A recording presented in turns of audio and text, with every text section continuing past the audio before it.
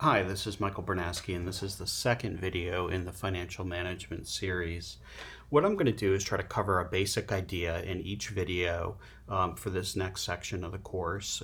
Try to keep it small and concise, but these can be quite difficult to sort of grasp on first hearing. So as you're going to be training other people, or whether you're consuming it for your own purposes, I think it's really important that you take the time to maybe listen to some of them twice if the concepts are a little difficult. So I'll keep them as short as possible and then have a series of basic ideas in a sequence of videos.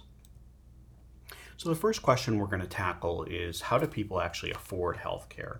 And in terms of healthcare, we're going to talk about acute healthcare, which is urgent needs.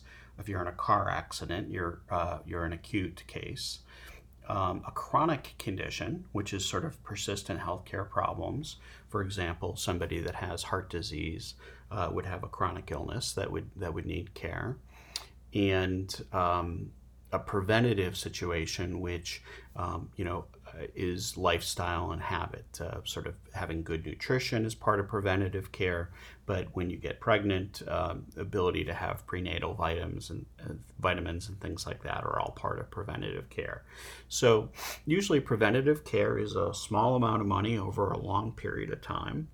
A chronic care situation is a larger sum of money over a longer period of time. And an acute care situation is usually a lot of money, but a short period of time. If you're in an acute situation for too long, it probably becomes chronic, and the financial needs can be quite draining. So where do we get money as individuals to kind of pay for these things? Well, one obvious place is from our incomes. And depending on what your income is, if you have an income, you're going to allocate a portion of that to healthcare. And the second category is voluntary savings. If your income is sufficient that you're able to save money and put some money away, it's very common to tap into those savings for healthcare needs. The third and fourth categories on this slide are related to each other. And the first one I'm going to call forced savings, and the second is kind of catastrophic care insurance. So these are blended together to form an insurance premium typically.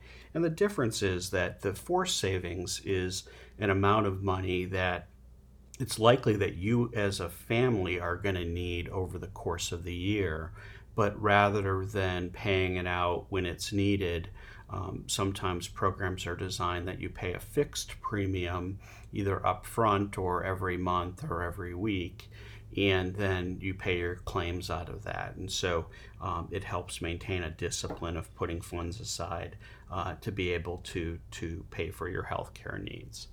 And then a portion of that premium often goes to cover catastrophic care, which are just larger needs for money to pay for your health care. And that works if there's a pool and more people pay money into the pool than actually need the pool in any given year. And so we'll talk a little bit more about an example of that soon. But the combination of those two things is typically what we think of as insurance. And the fifth category here is employers. Employers often directly pay for insurance, or they directly pay for health care. Of course, the wonderful work that the mission system does provides a lot of charitable care, where that funding is either coming from outside parties, but equally important is all the time of the people who don't take payment for all the hard work that they do, like all of you or many of you who are listening to this. And then the last category is government funding. The government may have its own facilities that you can go to at taxpayer expense or other forms of government fundraising. But sometimes the government also provides funding to private institutions and mission institutions. And so, those are pretty much the ways that individual families and individuals can afford health care. And the given kind of wealth of a population and the preferences of a population both affect how much money we're willing to spend on health care. So here's an example of the risk pooling. And we'll start off and we'll just talk about a single year. And let's say that we have 100 people in a community and we collect 100 shillings from each person. That means we collect 10,000 shillings overall in total premiums. And then 5 people over the course of the year need to use 500 shillings apiece. So that's 2,500 total shillings for pretty severe claims. Let's call them acute claims and things like that. And then maybe 50 people have healthcare needs that are less severe, but they each need on average about 100 shillings of healthcare.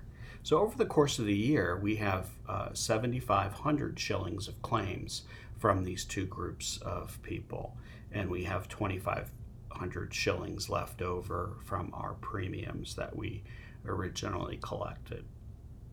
Now, that can go because there's certainly expenses in managing an insurance plan, the record keeping and the actuarial support.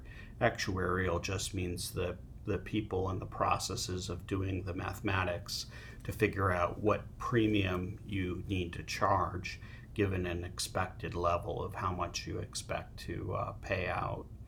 But then also we hope to build future reserves and to save money for the future and carry money into the next plan year, so that if we have excess claims in any given year, we're able to pay those. And that's actually a pretty common breakout of how these plans ultimately work. We'll have to note here that 55 people out of the 100 actually took funds out of the pool in the modeled year. But 45 people, they did get benefit. They paid money in, they paid in their 100 shillings, and they had the security of knowing that the pool was there.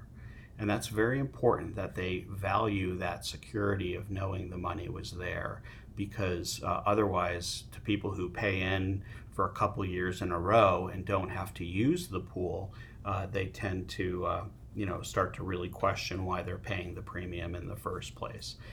So education and cultural norms and things like that all affect the value that we as individuals put on knowing that we have money set aside should something bad happen.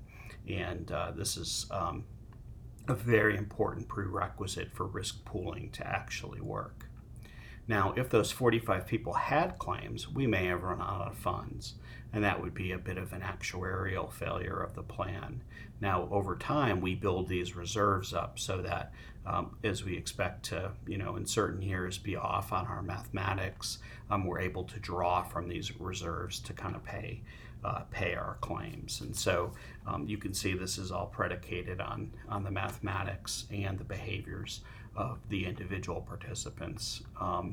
If people run into a facility every time they think something is wrong with them and they draw services, that misuse of the plan, that overutilization of the plan will drain the profitability. So the individual members of the plan have to be diligent and only seek care when it's medically necessary. And that's a very important aspect of this. And we'll talk about other aspects as the course goes on. So I'm going to stop there. That's the first basic idea, affording healthcare.